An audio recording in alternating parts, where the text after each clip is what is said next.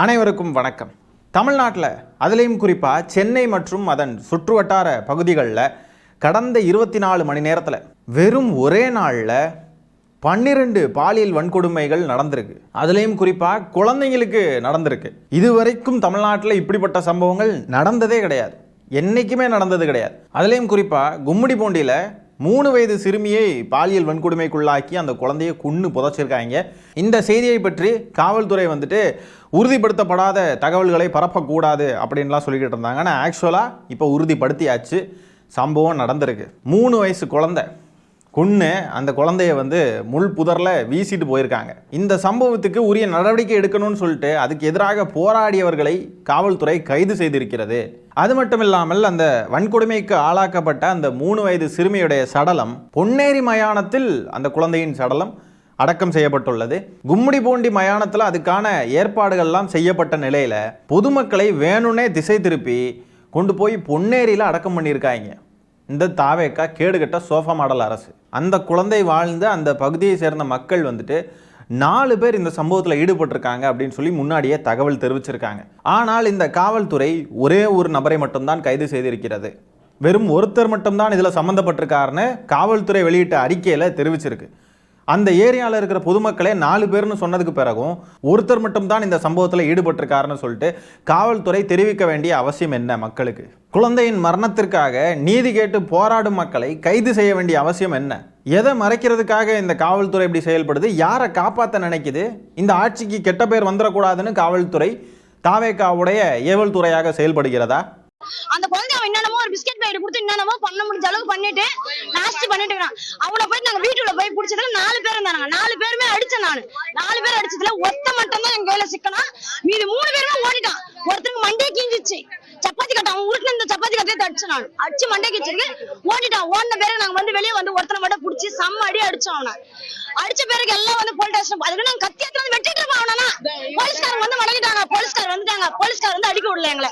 அதான் மெயின் காரணம். நடவடிக்கை எடுக்கிறேங்க. அது மட்டும் இல்லாமல் குழந்தையுடைய பேரண்ட்ஸை தாவேக்காவுடைய எம்எல்ஏ விஜயகுமார் அப்படின்றவர் அந்த குழந்தையுடைய பெற்றோரை நேரில் சந்திச்சு தனிமையில் சந்திச்சு அவங்கள மிரட்டினதாக சொல்லப்படுது. இதுக்கு காவல்துறையும் உடந்தையாக செயல்பட்டு இருக்கிறது. பெற்றோரை அந்த எம்எல்ஏ சந்திக்க போனப்போ ஹாஸ்பிட்டலில் இருந்த மக்கள்லாம் காவல்துறையினரை நோக்கி கேள்வி கேட்குறாங்க. அந்த காணொளிகளை லைட்டாக பாருங்கள்.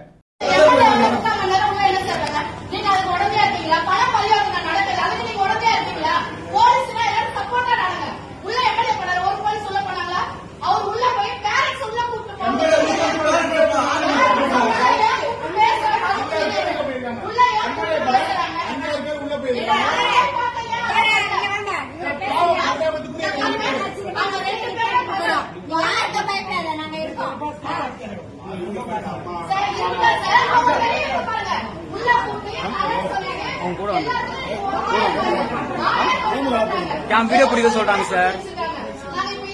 நான் பேசுறேன். அது மட்டும் இல்லாமல் அந்த பெற்றோரை சந்தித்து விட்டு அந்த விஜயகுமார் எம்எல்ஏ இருக்கார் பாருங்க, அவரு அந்த ஹாஸ்பிட்டல்ல இருந்து வெளியே வரப்போ பத்திரிகையாளர்கள் கேள்வி கேட்குறாங்க. கேள்விக்கு பதில் அளிக்காமல் ஓடுறாரு. இந்த காணொலியையும் பாருங்க.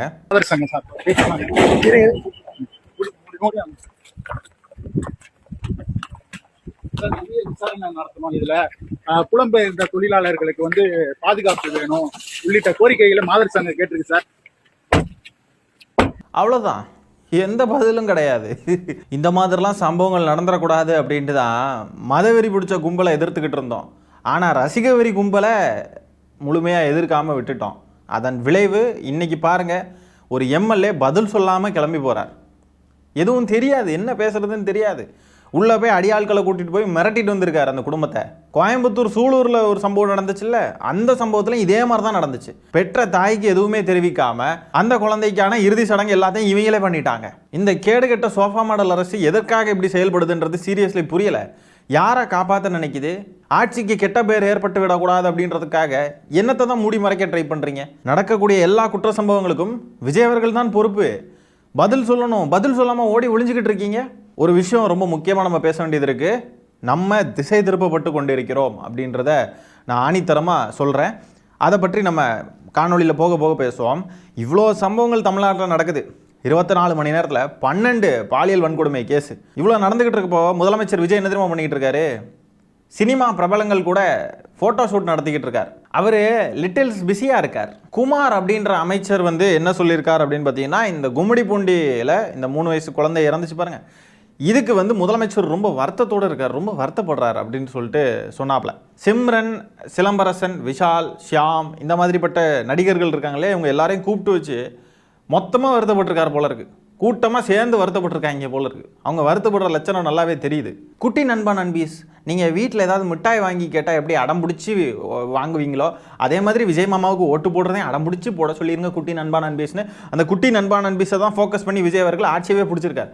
இப்போ அந்த குட்டி நண்பா நண்பீஸுக்கு ஒரு பிரச்சனைன்றப்போ அதுவும் சாதாரண பிரச்சனை இல்லை, பாலியல் வன்கொடுமை 3 வயசு குழந்தை. இவர் வந்து பாருங்க ஜாலியாக வந்து ஃபோட்டோ ஷூட் நடத்திக்கிட்டு இருக்கார் முதலமைச்சர். எந்த குட்டி நண்பா நண்பீஸ் கிட்ட வாக்கு கேட்டு குட்டி நண்பா நண்பீஸை ஒரு டூலாக யூஸ் பண்ணி தேர்தலில் ஜெயிச்சாரோ அதே குட்டி நண்பா நண்பீஸுக்கு இப்போ இவ்வளோ பிரச்சனைகள் நடந்துக்கிட்டு இருக்கு தமிழ்நாட்டில். சுத்தமாக கண்டுக்காமல் ஜாலியாக அவர் பாட்டுக்கு வேலையை பார்த்துக்கிட்டு இருக்கார். அதானே கரூரில் 41 பேர் இறந்தாங்க, அங்கேயும் இதே மாதிரி குட்டி நண்பா நண்பீஸும் இறந்தாங்க. அந்த இடத்துலையே நிற்காமல் ஓடி போனவர் தானே. ஓடி போயிட்டு என்ன சிஎம் சார் என்னை பார்த்தா உங்களுக்கு என்ன ஏதாவது இதாக இருக்கா, பழி வாங்கணுமா அப்படி இப்படின்னு சொல்லிட்டு வீடியோ போட்டவர் தானே. ரோம் நகரம் பற்றி எரிஞ்சுக்கிட்டு இருந்தப்போ நீரோ மன்னன் வந்துட்டு புல்லாங்குழல் வாசிக்கிட்டு இருந்தானா. அந்த மாதிரி தான் இருக்குது இங்கே தமிழ்நாட்டில் இவ்வளோ சம்பவங்கள் நடந்துக்கிட்டு இருக்கு. இவர் அங்கே சினிமா செலிபிரிட்டிஸ் கூட ஃபோட்டோ ஷூட் நடத்திக்கிட்டு இருக்காரு. கைஸ், நீங்க எதுக்குங்க சார்? உங்க ஆட்சி எதுக்குங்க சார்? நீங்க உட்கார்ந்து இருக்கிற அந்த சிஎம் பதவி எதுக்குங்க சார்? எப்படி கேள்வி கேட்டாலும் உங்ககிட்ட இருந்து எந்த பதிலும் வர போறதில்ல, ஏன்னா இருந்தாதானே வரும். கபட நாடகம் கைஸ், இதுக்கு பேர் தான் கபட நாடகம். இவர் தானே இந்த வார்த்தைகளை எல்லாம் புதுசு புதுசாக கொண்டு வந்தார். கபடதாரிகள், கரப்ஷன், கபடதாரிகள், கபட நாடக திமுக அரசு. இப்போ அந்த வார்த்தைகளை எல்லாம் யூஸ் பண்ணுறதே இல்லையே. கபட நாடகம் அதெல்லாம் மனசாட்சி எதுவும் உறுத்துதோ விஜய் அவர்களுக்கு? கபட நாடகம், கபடதாரிகள் எல்லாமே இவர் தான் அப்படின்றது தெரிஞ்சிருச்சா விஜய் அவர்களுக்கு? கரூர் சம்பவத்துக்கு முன்னாடி அந்த பஸ்ஸுக்குள்ள உட்காந்து லைட் ஆஃப் பண்ணி ஆன் பண்ணி விளையாடின அந்த சைக்கோத்தனம் ஞாபகம் இருக்கா? அதே சைக்கோத்தனம் தான் இப்பவும் கண்டினியூ ஆகுது. இந்த கும்மிடிப்பூண்டி சம்பவத்தில் அந்த குழந்தையுடைய பெற்றோருக்கு 8 லட்சம் ரூபாய் தமிழ்நாடு அரசு சார்பில் இழப்பீடு வழங்கியிருக்காங்க. இதை வழங்கினவர் யாருன்னு பார்த்தீங்கன்னா அமைச்சர் குமார் அவர்கள். இவர் தான் சொன்னது, இவங்க விஜய் சார் ரொம்ப ரொம்ப சோகமாக இருக்கார், ரொம்ப வருத்தத்தில் இருக்காரு அப்படின்ட்டு. இப்போ இழப்பீடு வழங்கினாங்க இல்லையா, அது பெரிய விஷயம் இல்லை. இழப்பீடு வழங்கின இடத்துல என்ன நடந்திருக்குன்றதை பாருங்க. இந்த ஒரு குரூப் ஃபோட்டோ இருக்கா, இது என்ன நினைக்கிறீங்க? இழப்பீடு வழங்க போன இடத்துல அந்த அமைச்சர் இருக்கார் பாருங்க குமார், அவரு கூட சேர்ந்து தாவேக்கா காரணங்கள்லாம் ஃபோட்டோ எடுத்திருக்கானுங்க. அமைச்சர் வந்திருக்காரு, கைஸ் வாங்க கைஸ் போங்க கைஸ் வந்து குரூப் ஃபோட்டோ எடுத்திருக்காங்க. அந்த அமைச்சரும் போஸ்ட் கொடுத்துருக்காரு போய் நின்றுக்கிட்டு. இவ்வளோ கொடூரமான செயல் நடந்திருக்கு தமிழ்நாட்டில். அதுக்கு இழப்பீடு வழங்க போன இடத்துல குரூப் ஃபோட்டோ எடுத்திருக்காங்க பாருங்களேன். என்ன மாதிரியான சைக்கோதனம் இது? இப்படிப்பட்ட சைக்கோத்தனத்தை எல்லாம் தமிழ்நாடு வரைக்கும் கண்டதே கிடையாதுடா சாமி. இந்த புகைப்படத்தில் 5 பேர் இருக்காங்கல்ல, வாயை மூடிக்கிட்டு வாயை பொத்திக்கிட்டு, அது யார் யாருன்னு தெரியுதுல்ல. இவங்கெல்லாம் ஏன் வாயை திறக்க மாட்டேங்கிறாங்க? பேராசான்லாம் என்ன செய்கிறாரு? இதே திமுக ஆட்சி காலத்தில் நடந்துருந்துச்சு அப்படின்னா திமுக கூட்டணி கட்சிகளாக இவங்க தான் இருந்திருப்பாங்கல்ல. அந்த நேரத்தில் என்ன பண்ணியிருப்பாங்க? இந்நேரத்துக்கு கொதிச்சுக்கிட்டு திமுக அரசே அப்படின்ட்டு போராட்டமெல்லாம் நடத்தியிருப்பாங்க. இன்னைக்கு சோஃபா வந்து இவங்க வாயெல்லாம் பொத்திடுச்சு போல இருக்கு, யாரும் போராட்டம் பண்ண மாட்டேங்கிறாங்க. உங்கள் அரசியலை உங்களை வந்து மொத்தமாக முடக்கணும், உங்களை மொத்தமாக கையில் எடுக்கணும்னா ஒரு சோஃபா பதவி, அவ்வளோதான். அப்புறம் என்ன உங்களுக்கெல்லாம் கொள்கை வெங்காயம், கொள்கை கூட்டணின்னு சொல்லிட்டு தெரிஞ்சிங்க. என்ன வெங்காயம் கொள்கை இருக்குது உங்களுக்கு? இதில் வேற இப்போ சிங்கப்பெண் அதிரடி படைன்னு ஒன்று கொண்டு வந்தாங்க. அது என்னதான் பண்ணுதுன்னு தெரியல. போகிற இடமெல்லாம் ரீல்ஸ் எடுத்துக்கிட்டு இருக்கு. பஸ்ஸுக்குள்ளே பூந்து ரீல்ஸ் எடுக்கிறாங்க. ஏதாவது கடை கூடலாம் வந்து கொலாபரேஷன் வர பண்ணுறாங்கலாம். இந்த கடை வச்சுருக்கவங்க, பொட்டிக்கு வச்சுருக்கவங்க கூட எல்லாம் கொலாபரேஷன் பண்ணிக்கிட்டு இருக்காங்க சிங்கப்பெண் அதிரடி படை. விதவிதமாக டிஃப்ரெண்ட்டாலாம் ரீல்ஸ் எடுத்து போஸ்ட் பண்ணுறாங்க. சிங்கப்பெண்ணே ஆணினமே உன்னை வணங்குவேன். இங்கே ஒரு 3 வயசு குழந்தை பாலியல் வன்கொடுமைக்கு ஆளாகி கொல்லப்பட்டிருக்கு. அதுக்கு இந்த சிங்கப்பெண் அதிரடி படை என்னதான் பண்ணுதோ தெரியல. இந்த சிங்கப்பெண் அதிரடி படைக்கும் பவரே கிடையாதான். அது சும்மா இந்த ஃப்ரெண்ட்ஸ் ஆஃப் போலீஸ் மாதிரி கைஸ். எங்கேயாவது குற்றம் நடக்குதுன்னு சொன்னால் அதுக்கு வந்து இவங்களால எந்த ஆக்ஷனும் எடுக்க முடியாது, எஃப்ஐஆர்லாம் போட முடியாது. இவங்க அந்த குற்றவாளியை பிடிச்சி கொண்டு போய் போலீஸ் ஸ்டேஷனில் விடுறது தான் இவங்க வேலை. இதுக்கு மக்கள் வரி பணத்தை வேஸ்ட் ஆக்கி தனியாக ஒரு அதிரடி படை. அது எதுக்கு தான் கொண்டு வந்தாருன்னு தெரிய மாட்டேங்குது. இப்போ 3 வயசு குழந்தை இறந்திருக்கு. சென்னையை சுற்றி 24 மணி நேரத்தில் 12 பாலியல் வன்கொடுமை கேஸ் நடந்திருக்கு. இதுக்கு தானே சிங்கப்பெண் அதிரடி படை இறங்கி வேலை செஞ்சுருக்கணும், தடுத்துருக்கணுமா இல்லையா?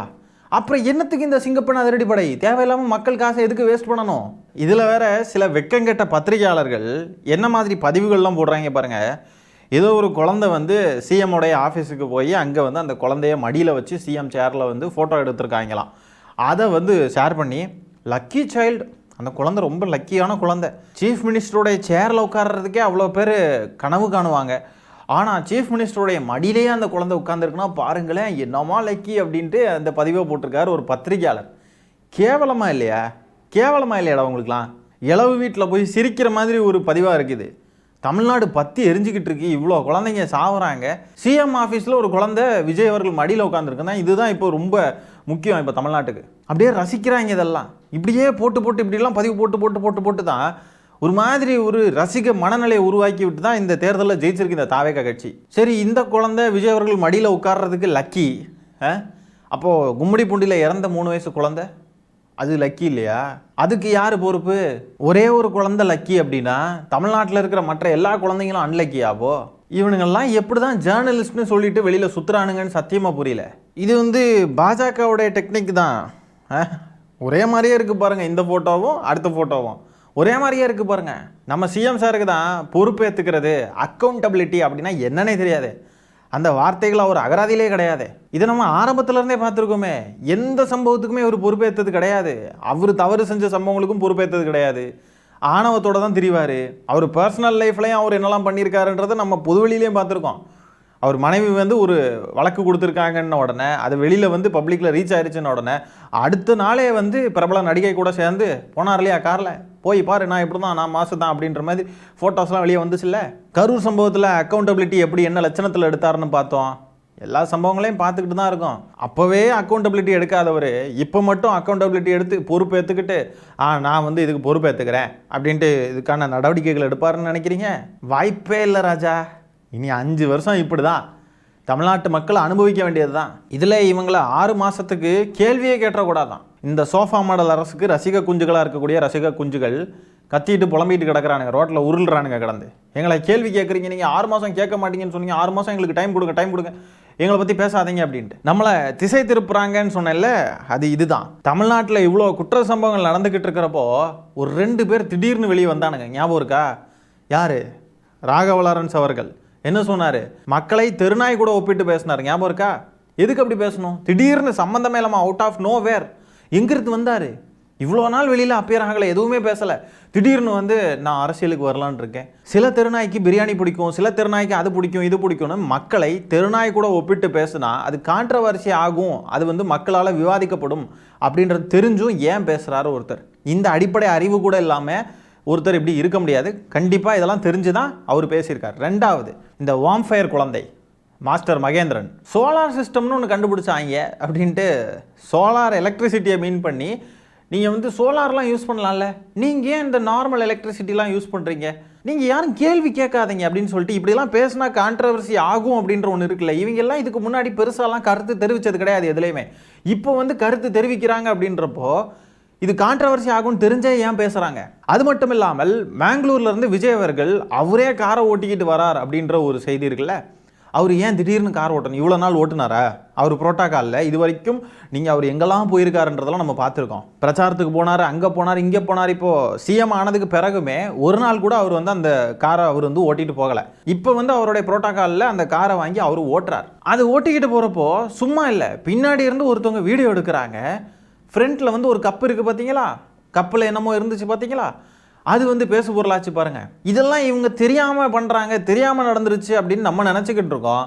ஆனால் ஆக்சுவலாக என்ன அப்படின்னா, எனக்கு என்ன தோணுதுன்னா, வேணும்னே இதெல்லாம் பண்ணுறாங்க, மக்களை திசை திருப்புறதுக்காக இப்படி ஒரு டைவர்ஷன் பாலிடிக்ஸை வந்து கையில் எடுக்கிறாங்க அப்படின்னு தான் எனக்கு தோணுது. ஏன்னா ஒரு பெரிய தப்பை மறைக்கணும் அப்படின்னு சொன்னால் சின்னதாக நிறைய தப்பு பண்ணுனா போதும். புரியுதுங்களா? சின்னதாக இதெல்லாம் இப்போது மக்கள் ஈஸியாக மறந்துடுற தப்பு தான். இப்போ ராகவ லாரன்ஸ் அவர்கள் பேசுனது ஒன்றும் அவ்வளோ பெரிய தப்பு கிடையாது. கொஞ்ச நாளைக்கு மக்கள் மத்தியில் அது பேசப்படும், அதுக்கு பிறகு டைவர்ட் ஆயிடுவோம். ஆனால் பெருசாக ஒரு இன்சிடென்ட் இருக்கும் பாருங்கள். இந்த 3 வயசு குழந்தை இப்போது இறந்துருச்சு, கோயம்புத்தூரில் சூலூரில் 10 வயசு சிறுமி, இப்படின்ற இன்சிடென்ட்ஸ் எல்லாம் நம்ம பேசுகிறப்போ அது வந்து அதோட இம்பேக்ட் வந்து ரொம்ப அதிகமாக இருக்கும். அதனாலே இதை பற்றி நம்மளை பேசக்கூடாதுன்னு வாயெல்லாம் அடைக்கிற விதமாக வேறு சின்ன விஷயங்களையெல்லாம் பெருசாக்கி விடுறாங்க. மாஸ்டர் மகேந்திரன் பேசினதாக இருக்கட்டும், ராகவ லாரன்ஸ் திடீர்னு வந்து பேசினதாக இருக்கட்டும், விஜய் அவர்கள் மேங்களூர்லேருந்து கார் ஓட்டிக்கிட்டு போனார், அந்த காரில் ஒரு கப்பு இருந்துச்சு, அந்த பிளாஸ்டிக் கப்பு அதை பற்றி நம்ம பேசுனதாக இருக்கட்டும், எல்லாமே பார்த்தீங்கன்னா இன்டென்ஷனலி பிளான் பண்ணி பண்ணுறாங்க அப்படின்னு தான் எனக்கு தோணுது. நம்மளையெல்லாம் டைவர்ட் பண்ணுறதுக்காக. மக்கள்லாம் ரோட்டில் இறங்கி போராடிட்டாங்க அப்படின்னா இவ்வளோ பெரிய இன்சிடென்ட் நடந்திருக்கு, இந்த கவர்மெண்ட் வந்து பதில் சொல்ல மாட்டேங்குது. அது மட்டும் இல்லாமல் நீங்கள் நல்லா நோட் பண்ணி பார்த்தீங்கன்னா சேலத்தில் பொள்ளாச்சி சம்பவத்தை மிஞ்சுற அளவுக்கு ஒரு சம்பவம் நடந்திருக்கு. அதை பற்றி யாருமே பெருசாக பேச மாட்டேங்கிறாங்க. தாவேக்கா நிர்வாகி ஒருத்தன் 50க்கும் மேற்பட்ட பெண்களை வந்து வீடியோ எடுத்து வச்சிருக்கான். பல பெண்கள் இதனால பாதிக்கப்பட்டிருக்காங்க அப்படின்ற செய்தி இருக்கு. அந்த செய்தி இன்னும் பெருசாக்கப்படலை. இது மட்டும் இல்லாமல் பல சம்பவங்கள் இருக்குங்க. நம்ம 1-2 சம்பவங்களை மட்டும் சொல்ல முடியாது. எல்லாமே பெரிய பெரிய சம்பவங்கள். இதெல்லாம் திமுக ஆட்சி காலத்தில் நடந்துருந்துச்சு, ஒரு திமுக காரன் பண்ணியிருந்தான், இல்லை ஒரு திமுக ஆட்சியில் நடந்த சம்பவமாக இருந்துச்சு இதெல்லாம் சொன்னாக்க இந்நேரத்துக்கு அது எவ்வளோ பெரிய நியூஸ் ஆகிருக்கும், எவ்வளோ அதிர்வலைகளை கிளப்பியிருக்கும், எவ்வளோ போராட்டங்கள் வெடிச்சிருக்கும். சாட்டையை தூக்கிட்டு வந்து ஒருத்தர் ட்ரெஸ்ஸை கழட்டிட்டு கிடந்து அடிச்சிருப்பாரு, என்னெல்லாம் நடந்திருக்கும் இல்லையா? ஆனால் இப்போ பாருங்க எல்லாருமே அமைதியாக இருக்காங்க. அப்போனா ஒரு பெரிய தவறை மறைக்கிறதுக்காக சின்ன சின்னதாக நிறைய தவறுகளை பண்ணுறாங்க. சின்ன சின்னதாக கான்ட்ரவர்சி ஆகிற விஷயங்களை நிறைய பேசுகிறாங்க. மக்களை வந்து டைவர்ட் பண்ணுறதுக்கு வேற விஷயங்களை திணிக்கிறாங்க அப்படின்றது தான் எனக்கு தோணுது. ஆகவே இந்த காணொலியில் நம்ம பேசியிருக்கிற விஷயங்களை பற்றி உங்களுடைய கருத்துக்கள் என்னன்றதை கமெண்ட்ஸில் பதிவு பண்ணுங்கள். இந்த காணொலியை நான் இத்துடன் நிறைவு செய்து கொள்கிறேன். நன்றி, வணக்கம்.